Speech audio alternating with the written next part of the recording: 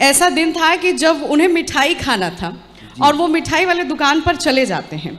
जब मिठाई उन्हें दी जाती है और पैसे दुकानदार द्वारा मांगे जाते तो उनके पास पैसे नहीं होते जी। और वो अपना कड़ा जो है वो उतार के दे देते। क्या ये कहानी सत्य है? जी, ये सत्य है जी।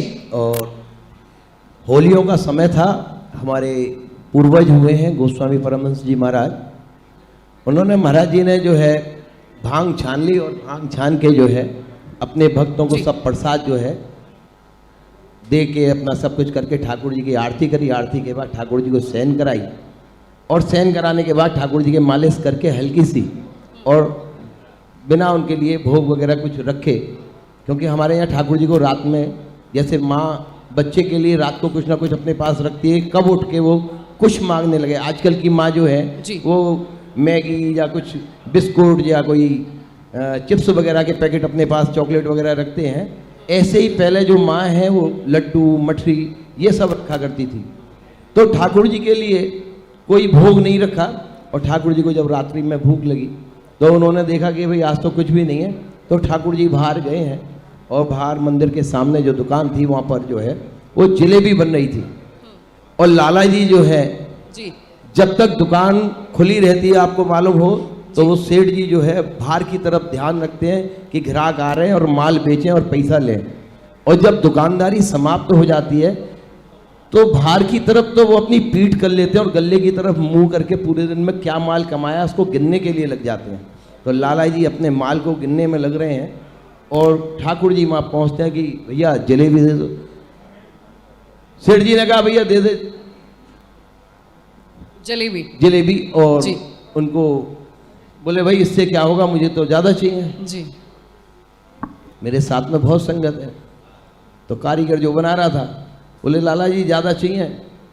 बोले ठीक है तू एक काम कर, इसको पैसा ले ले, जितनी है तैयार वो सब जलेबी इसको दे दे।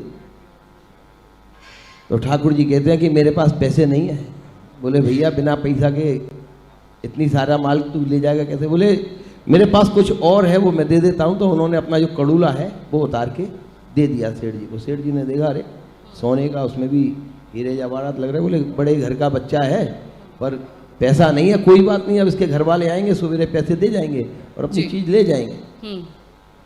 तो उन्होंने वो कड़ूला रख लिया लाला जी ने अपने गले के अंदर में, कहा भाई दे दे। तो 2 थाल थे, 2 थाल पूरे भरे हुए जलेबी के उठा के। कारीगर ने देखा कि छोटा सा बच्चा है और दोनों थालों को लेके चल दिया।